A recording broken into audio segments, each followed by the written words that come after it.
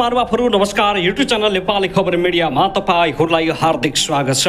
यदि हाम्रो च्यानललाई अहिलेसम्म सब्स्क्राइब गरी जोडिनु भएको छैन भने कृपया सब्स्क्राइब गरी जोडिनुहोस् ताकि नयाँ अपडेटका साथ हामी तपाईहरुमाझ दैनिक रूपमा उपस्थित हुने गर्दछौं। देश विदेशका सयौं निकै महत्त्वपूर्ण समाचार अपडेट तपाईहरुमाझ केही मिनेटमै प्रस्तुत गर्दैछौं। भिडियोलाई अन्तिमसम्म हेर्नुहोला। कहाँदेखि हेर्दै हुनुहुन्छ, के भन्न चाहनुहुन्छ, तपाईको मनमा लागेका प्रतिक्रिया सुन्न नभुल्नुहोला। समाचार सबै अत्यन्तै महत्त्वपूर्ण सन्दर्भमा त्यस कारणले समय अवधि भर हामी सँगै रहनुहोस्। आज जेठ 16 गते दोस्रो दिन राप्रपा र राजवादीहरूको आन्दोलन कसरी प्रभावित बन्दैछ त गणतन्त्रमाथि राप्रपा के हाबी होला, राजवादी हाबी होला। नेपालमा केतिखेर शासकहरूलाई लहट्ने भन्दै राजवादीहरूले काठमाडौँमा आज दोस्रो दिन प्रदर्शन गरेका छन्। कहाँ के कस्तो क्षति भयो, प्रहरले कहाँ हस्तक्षेप गर्यो, राप्रपाका नेताहरूले कसले के भने यस बारेमा जानकारी गणतन्त्र हल्लियो। त्यसैगरी राष्ट्रिय सुधार पार्टीका सभापति रवि लामिछानेलाई प्रतिशोधको राजनीति गरेर बन्दी गराइएको भन्दै एकाएक आयो मानव अधिकारको यस्तो अभिव्यक्ति। रवि लामिछाने छुट्न सक्ने सम्भावना 4वटा आधार छन्। यस बारेमा पनि जानकारी। काठमाडौँ महानगरपालिकाका मेयर बालेन्द्र शाह महानगरभित्र एक्लिए। अन्ततः बालेन्द्र शाहको पत्ता साफ गर्ने ओली सरकारको तयारी। विष्णु पौडेलले ल्याएको यसपालिको 82-83 को अर्थ कस्तो छ? खुमलटारमा माओवादी नेताहरूको ब्रिफिङ। गृहमन्त्रीले राजीनामा दिन तयार थिए तर देउबा र ओलीले रोके। सगरमाथा क्षेत्रको भविष्य कसरी सुरक्षित, सुन्दर र उन्नत बनाउन सक्छौं त्यसमा छलफल गरिरहेका छौं। प्रधानमन्त्री केपी शर्मा ओलीको भनाई। कुलमान घिसिङले पार्टी खोल्ने चर्चा। हर्क साम्पाङले कुन क्षेत्रमा दिलान्त उम्मेदवारी, राजा फर्काउन ठाउँ-ठाउँमा र्याली, कहाँ के भए। 3 दिन सातै प्रदेशमा वर्षाको प्रक्षेपण हेर्नुहोस्। विस्तृत विवरण। कहाँ पर्दैछ भारी वर्षा, यात्रा गर्दा सतर्कता अपनाउनुहोला। नारायणगढ मुङलिङ सडक खण्ड बन्द। दाउन्नेमा पहिरो जाँदा एउटा गाडी नै बगायो। के कति क्षति भयो यस बारेमा पनि जानकारी आजको समाचारमा। राजवादी आज माइती घरमा उत्रिए। हिजोको भन्दा ऐतिहासिक बन्यो राजवादीको आन्दोलन, जसले गर्दा हल्लियो गणतन्त्रवादीको सरकार। ओली र देउबा बीच टक्राव गर्न नियुक्तिले फेरि ल्यायो किचलो। नेपालमा फेसबुक अब बन्द गर्ने सरकारको तयारी यस्तो छ। पछिल्लो अपडेट। दुर्गा प्रसाई पनि रिहा हुने संकेत। यी र यस्तै सयौं महत्त्वपूर्ण छन्। हामी सँगै रहनुहोला। दर्शक महानुभाव, आउनुहोस् आजको पहिलो तथा विशेष खबरतर्फ लागेको। प्रमुख प्रतिपक्षी दल नेकपा माओवादी केन्द्रका बैठकमा गृहमन्त्री रमेश लेखक जोडिएको बिजुली भिसा प्रकरणबारे छलफल भएको छ। अध्यक्ष पुष्पकमल दाहाल प्रचण्ड निवास खुमलटारमा बसेको बैठकमा गृहमन्त्रीको राजीनामा आउन सक्ने बारे नेताहरूले ब्रिफिङ गरेका हुन्। एक पदाधिकारीले भने गृहमन्त्री राजीनामा दिन तयार भइसक्नु भएको छ, तर बालोटारमा प्रधानमन्त्री केपी शर्मा ओली र शेरबहादुर देउवासहित बसेको बैठकले रोकियो, नत्र उहाँको राजीनामा बजेट अघि नै आवश्यक भन्ने कुरामा छलफलमा भएको थियो। बैठकले यो प्रकरणको निष्पक्ष छानबिनको लागि गृहमन्त्रीको राजीनामा आउनुपर्ने निष्कर्षसहित सदनको अवरोध कायम राख्ने निर्णय गरेको छ। त्यसबारे थप छलफल गर्नको लागि जेठ 19 गते संघीय संसदको बैठक पनि बोलाइएको छ। प्रतिनिधिसभाको बैठक 20 गते बस्दैछ। गृहमन्त्रीको राजीनामा यो प्रकरणबारे प्रधानमन्त्री ओलीको जवाब माग्दै गर्दै विपक्षी दलहरूले सदनको अवरोध कायम राख्ने निर्णय गरेका छन्। राष्ट्रपालले गृहमन्त्री जोडिएको प्रकरणको छानबिनको लागि उच्च स्तरीय आयोग समेतको माग गरेको छ। दर्शक महानुभावहरु, त्यसैगरी आउनुहोस् अब अर्को विशेष खबरतर्फ लागेको। राष्ट्रस्था पुनर्स्थापनाको मुख्य एजेन्डा बोकेर राप्रपा सहित दल तथा समूहहरूको सहयोगमा गणतन्त्र दिवसकै दिन हिजो जेठ 15 गतेदेखि संयुक्त जनआन्दोलन समितिले जनआन्दोलन सुरु गरेको छ। आन्दोलनको तयारी तीव्र बनाउँदा समितिले आफ्ना पूर्व जनकमान्डर दुर्गा प्रसाईले भने चटक्कै बिर्सिएर सडकमा उत्रिएको छ। खासमा बिर्सिएको भन्दा पनि रणनीतिक रूपमा दुर्गा प्रसाईलाई पन्छाइएको छ। चैत्र 15 गते काठमाडौँको 3 कोनेमा 2 जनाको मृत्यु हुने गरी भएको हिंसात्मक प्रदर्शनको जिम्मेवारी दुर्गा प्रसाईको टाउकोमा हालेर राजवादीहरू अर्को आन्दोलनमा अग्रसर भएका छन्। प्रसाई भने प्रहरी हिरासतमा छटपटिरहेका छन्। आफूलाई धोका दिएको दुर्गा प्रसाईको भनाइ छ। जबकि पछिल्लो पटक पूर्व राजा ज्ञानेन्द्र शाहलाई राज संस्था फर्किन्छ कि भन्ने आश जगाइदिने पहिलो व्यक्ति दुर्गा प्रसाई नै हुन्। मेडिकल व्यवसायी समेत रहेका दुर्गा प्रसाईले राष्ट्र, राष्ट्रियता, धर्म, संस्कृति र नागरिक बचाउ महाअभियानका नाममा केही वर्षदेखि राज संस्थाका पक्षमा चहल पहल सिर्जना गरेका थिए। राज संस्था स्थापनाको एजेन्डा बोकेको राप्रपाका अध्यक्ष राजेन्द्र प्रसाद लिग्देल पुष्पकमल दाहाल प्रचण्ड नेतृत्वको सरकारमा उपप्रधान तथा ऊर्जा मन्त्रीका रूपमा सहभागी भएपछि पूर्व राजा ज्ञानेन्द्र शाह रिसले चुर भएका थिए। त्यही भएर झापामा दुर्गा प्रसाईले गरेको कार्यक्रममा पूर्व राजा ज्ञानेन्द्र शाहको सपरिवार संलग्न भएको थियो। गणतन्त्र आएपछि कुनै पनि राजनीतिक कार्यक्रममा पूर्व राजा सार्वजनिक रूपमा पहिलो पटक त्यही कार्यक्रमबाट सहभागी भएका थिए। त्यसपछि नै सडक आन्दोलनतिर लतारिएका हुन् राप्रपा लगायतका राज संस्थावादी दलहरू। राज वासवस्था पुनर्स्थापनाका लागि दुर्गा परसाईकै आह्वानमा चैत्र 15 गते काठमाडौँको तीनकुने क्षेत्रमा हिंसात्मक प्रदर्शन बनेपछि 2 जनाको मृत्यु भयो भने निजी घर, सरकारी गाडी, जडीबुटी प्रदर्शन केन्द्र, पार्टी केन्द्रीय कार्यालयमा समेत आगो लगाइएको थियो। आयोजक मध्ये कसैले पनि त्यो घटनाको नैतिक जिम्मेवारी अहिलेसम्म लिएका छैनन्। प्रधानमन्त्री केपी शर्मा ओलीले संसदबाटै तीनकुने घटनाका दोषीलाई कारबाहीको दायरामा ल्याइने बताएका थिए। सँगसँगै उक्त घटनाको जिम्मा कसैले नलिएको कटाक्षी गरेका छन्। चैत्र 15 गतेको वितण्डाको आयोजक को थियो? अहिले हो कि माई बाप निस्किँदैन? त्यो दिनको घटनाको बेबारिस जन्माउने को हो? मातापिता को हुन् पत्तो छैन। तपाईँ हो भन्दा म होइन भन्छ, अनि तपाईँ हो भन्दा म होइन भन्छ। के ती घर आफै दशा लागेर जले? के ती घर त्यो जडीबुटीको औषधि कारखाना दिक्क लागेर अब म जल्छु भनेर आत्मदाह गरेको हो? त्यसले त्यत्रो गरेको छ त मान्छे को हो यो? चाहिँ 270ले भन्दैन दिँदैन। प्रधानमन्त्री ओलीले आक्रोश हुँदै भनेका छन्। कतिपय सांसदहरूले पूर्व राजा ज्ञानेन्द्र शाहले तीनकुने घटनाको जिम्मेवार लिनुपर्ने बताइरहेका छन्। पूर्व राजा ज्ञानेन्द्र शाह भने सो घटनापछि लामो समयसम्म मौन बसेका थिए। नयाँ वर्षका अवसरमा चैत्र 31 गते वक्तव्य जारी गर्दै उनले भनेका थिए, केही दिन अघि जनप्रदर्शनमा जुन प्रकारको हिंसा, आगजनी, तोडफोड भयो, त्यसबाट जस प्रकारको मानवीय एवं भौतिक क्षति भयो, त्यो सुन्दा हामीलाई अत्यन्तै दुःख लागेको छ। यस घटनाको मुख्य जिम्मेवार अहिले प्रहरले दुर्गा परसाईलाई बनाएर थुनेको छ। घटना लगतै फरार रहेका उनलाई प्रहरले चैत्र 29 गते भारतबाट झिकाएर अदालतको अनुमतिसहित अनुसन्धान गरिराखेको छ। दुर्गा परसाईले तीनकुनेमा प्रहरलाई पेलेर गाडी हुइकाएका थिए भने प्रदर्शन उग्र बनेपछि फरार भएका थिए। उनलाई ज्यान मुद्दा, राजद्रोह लगायतमा मुद्दा सिफारिस गरिएको छ। तीनकुने कार्यक्रमको नेतृत्व गर्न पूर्व राजा ज्ञानेन्द्र शाहले नै आन्दोलनको जनकमान्डर दुर्गा परसाईको हातमा थमाएका थिए। उनी पक्राउ परेपछि पूर्व राजा शाह पनि परसाईलाई नेतृत्व दिने आफ्नो भूमिकाबाट पन्छिएर राप्रपासँग मिलेका छन्। पूर्व राजा ज्ञानेन्द्र शाहकी इच्छा अनुसार 86 वर्षीय पूर्व पञ्च नवराज सुवेदी नेतृत्वमा संयुक्त जनआन्दोलन समिति बनेको थियो।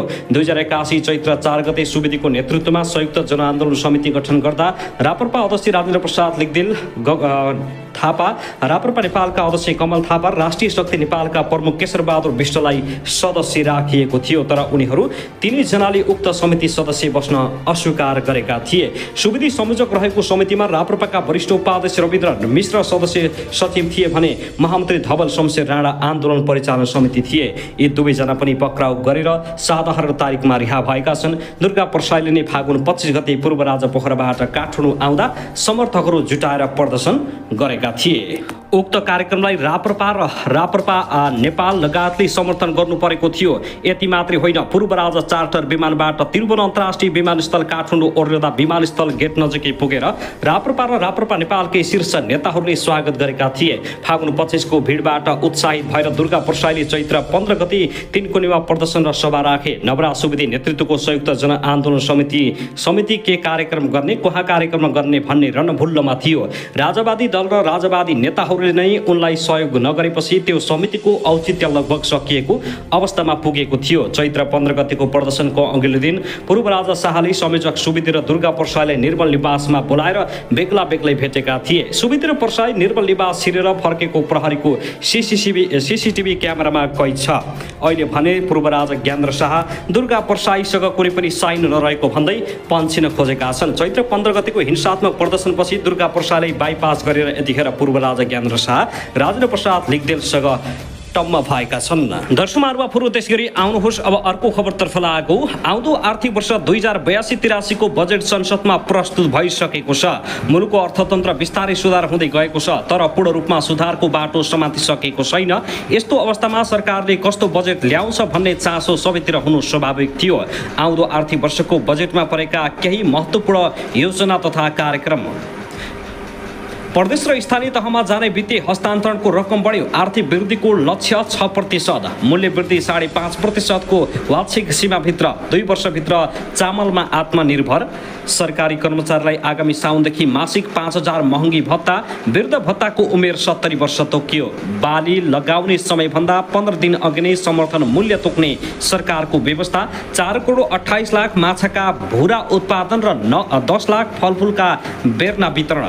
आउँदो आर्थिक आर्थिक वर्षभित्र 5 लाख परिवारलाई जग्गाधनी दर्ता लाल पूर्जा वितरण भूमि बाँझो राख्न नपाइने नीति कम्तीमा 100 स्थानीय तहमा भूमि बैंक सहकारीमा 5 लाख रुपियाँसम्मको बचतको निक्षेप सुरक्षण सहकारी ऋण असुली न्यायाधिकरण स्थापना आउँदो आर्थिक वर्षभित्र राज्य सुविधा परिचय पत्र दलित समुदाय लक्षित भगत सार्वजनिक उद्यमशीलता विकास कार्यक्रम विशेष आर्थिक क्षेत्र र औद्योगिक क्षेत्रमा नयाँ उद्योगलाई 3 वर्षको भाडा छुट पुरानोलाई भाडा घटाइयो काठमाडौँ उपत्यकाभित्र उद्योगलाई बाहिर सारिने नेपालमा लगानी गर्ने विदेशी लगानीकर्तालाई भवन वा अपार्टमेन्ट लिजमा लिन पाउने व्यवस्था आउँदो 1 वर्षभित्र 7 खर्ब रुपियाँ बराबरको परियोजना विकास सम्झौता र 4 अर्बको आयोजना निर्माण थालनी नेपाली व्यवसायी र कम्पनीलाई विदेशमा शाखा खोल्न अनुमति निर्यातबाट हुने वार्षिक आम्दानीको 25% विदेशमा लगानी गर्न पाइने नेपाली नागरिकले विदेशी कम्पनीको शेयर लिन पाउने व्यवस्था दैलेखको पेट्रोलियम खानीको व्यावसायिक उत्पादन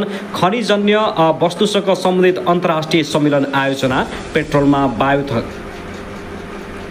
बायोथानोल मिश्रण नीति सबै प्रदेशमा उपभोक्ता अदालत विस्तार होटल तथा रिसोर्टलाई उत्पादनमूलक उद्योग सरह आयकरणमा छुट त्रिभुवन अन्तर्राष्ट्रिय विमानस्थललाई बुटिक विमानस्थल बनाइने निजगढ विमानस्थल निर्माण अगाडि बढाइने सुर्खेतमा पारदर्शिक विमानस्थल निर्माण अर्घाखाँचीमा पाडिने ज्ञान उद्यान निर्माण आउँदो मङ्सिरदेखि 40 माइक्रोन भन्दा पातलो प्लास्टिक प्रयोग बन्द डिजिटल नेपाल फ्रेमवर्कको दोस्रो संस्करण तर्जुमा नेपालको भू उपग्रह स्थापनाको आधार तयार पारिने चलचित्र छायाङ्कनका निम्ति स्टुडियो निर्माण रोजगार पोर्टल सञ्चालन अन्त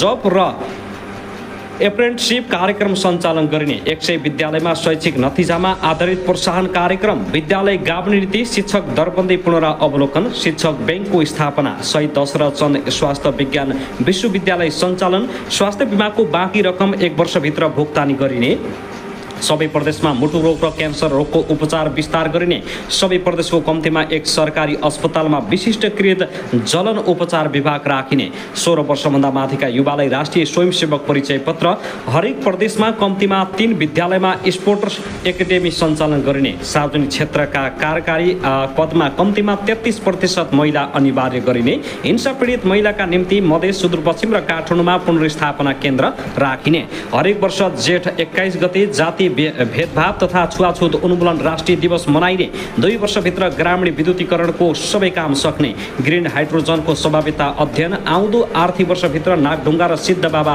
सुरुङ निर्माण सम्पन्न गरिने काठमाडौँ हेटौडा रोपवेको विकल्पमा पोडवेको सम्भाव्यता अध्ययन पूर्व पश्चिम रेलमार्ग निर्माण विस्तृत सम्भाव्यता अध्ययन गरिने 1 वर्षभित्र काठमाडौँ केरङ्गो रेलमार्गको डिपिआर आर्थिक वर्ष 2083 भित्र नियो बैंक स्थापना गरिने सशस्त्र द्वन्द्वका घटनाहरूको छानबिन राहत र परिपूरणका निम्ति 1 अर्ब रुपियाँ कोषको स्थापना करार सेवाका कर्मचारी र अस्थायी तथा राहत शिक्षकलाई योगदानमा आधारित सामाजिक सुरक्षा गरिने सरकारले यसपालिको अर्थनीतिमा ल्याएको छ।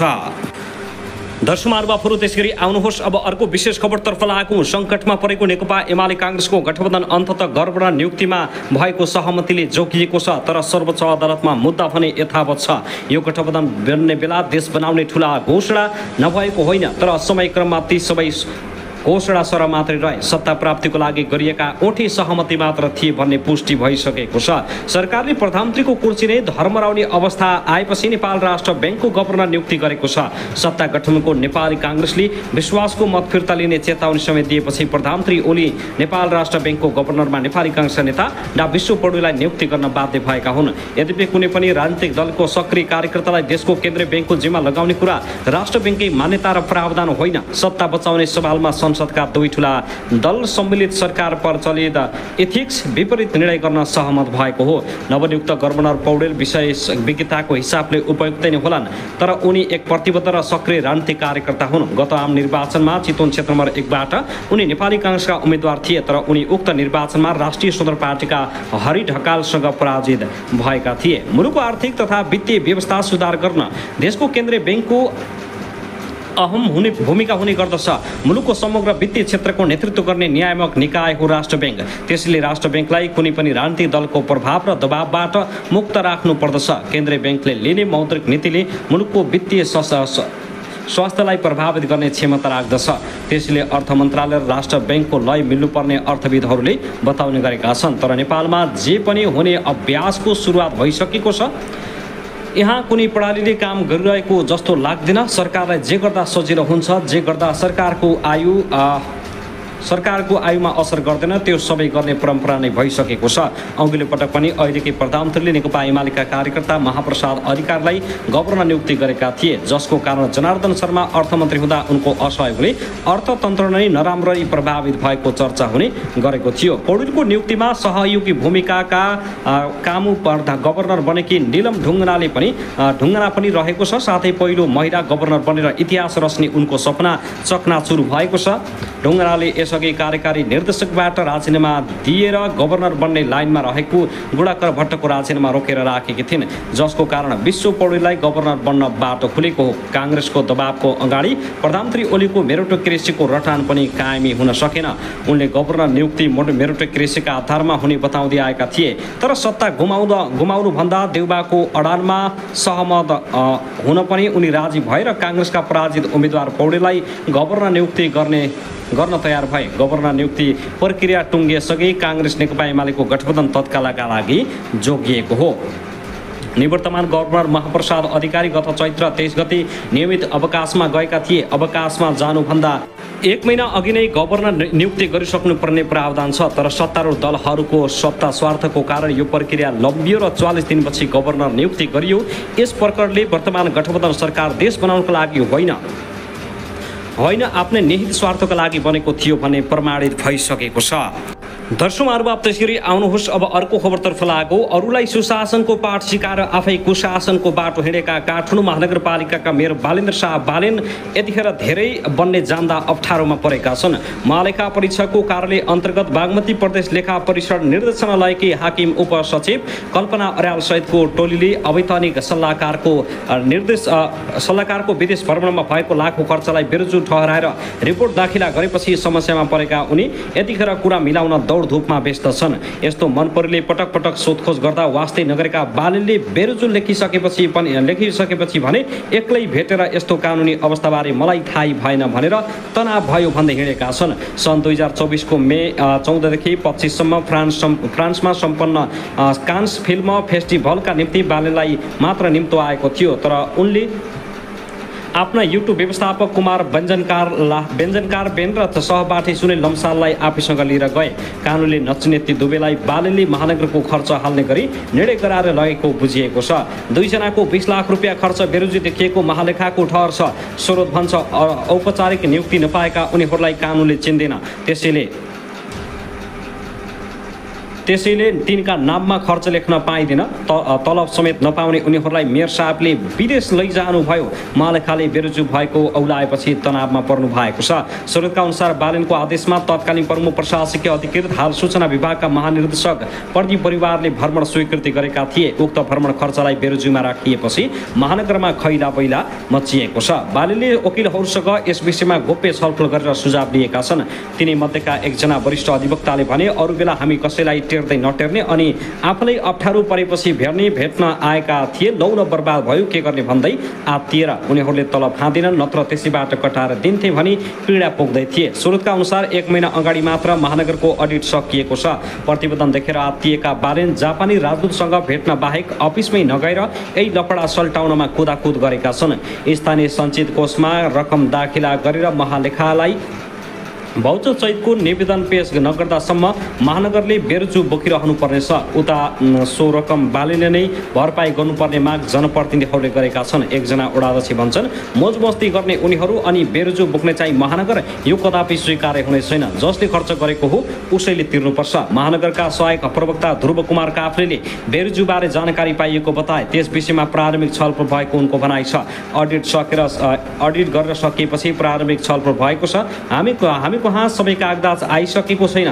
कागजातहरू आएपछि मात्र के भएको स्पष्ट थाहा हुन्छ। बेरोजुको विषयमा अख्तियारले पनि छानबिन अगाडि बढाएको छ। कुमारबेन बालेनको सामाजिक सञ्जाल ह्यान्डलर पनि हुन्। मेयरसिप बुटीमा झुमिरहने हुँदा उनको फेसबुकमा उनले नै स्टाटस लेख्दै आएका छन्। विगतमा बालेनसँग एउटै कम्पनीमा काम गरेका सुनिल स्ट्रक्चरल इन्जिनियर समेत हुन्। महानगरबाट पारिश्रमिक नलिए पनि उनीहरूले ठेक्कापट्टा मिलाएर राम्रै आम्दानी गर्दै आइरहेका छन्। आर्थिक अनियमिततामा जोडिएका महानगरका केही अधिकारी विरुद्ध अख्तियारले मुद्दा लाने तयारी गरेको छ। प्रशासन विभाग प्रमुख नवराज ढकाल, वित्त विभाग प्रमुख डा शिवराज अधिकारी, सूचना अधिकारी तथा निर्देशक वसन्त आचार्यसँग अख्तियारले केही दिन अघि बयान लिएको बुझिएको छ। तर उनीहरूको जवाब चित्त बुझ्दो नभएपछि 7 करोड रुपियाँ बिगो माग्दा सहित विशेष अदालतमा मुद्दा दायर गर्न लगिँदैछ। सूचना अधिकारी आचार्य अख्तियारले आफूलाई स्पष्टीकरण सोधिरहने बताउँछन्। कहिले टेलिफोन त कहिले प्रत्यक्ष बोलाएर स्पष्टीकरण सोधेको छ।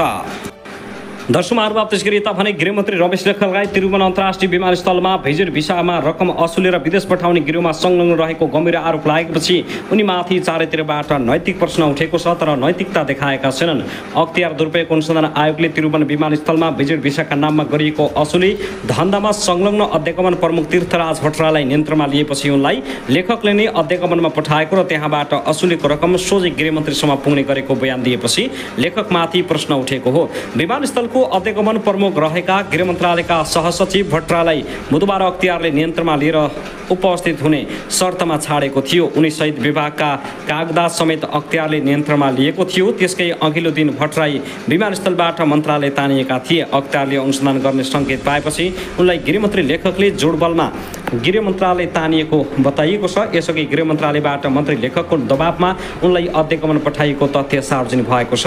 केही मेन पावर र त्यहाँ रहेका अध्यगमनका कर्मचारीहरूको मिलिमतुकामा दैनिक जसो 50 लाख रुपियाँ असुलेर भिजिट भिसामा विदेश पठाउने गरेका थिए। सो रकम अध्यगमन विभागका कर्मचारी हुँदै गृह मन्त्रालयसम्म पुग्ने गरेको अख्तियारको बयानमा सहसचिव भट्टराईले स्वीकार गरेका छन्। मुलुकको शान्ति सुरक्षा अमन चयन कायम गराउने तालुकदार मन्त्रालय सम्हालेका लेखकमाथि नेपाली नागरिकमाथि भिजिट भिसामा सेटिङ मिलाएर गरिएको ठगी धन्दामा प्रत्यक्ष संलग्न रहेको आरोप लागेपछि उनी नैतिक दबावमा परेका छन्। मुलुकै गृह प्रशासन सम्हालेका लेखक यसअघि चैत्र 15 गतिको तिनकुनी प्रकरणमा पनि शान्ति सुरक्षा कायम गराउन नसकेको भन्दै विवादमा तानिएका थिए। यद्यपि त्यसमा उनले राजवादीको हिंसात्मक प्रकारले उक्त घटना घटेको भन्दै आफ्नो बचाउ गरेका थिए।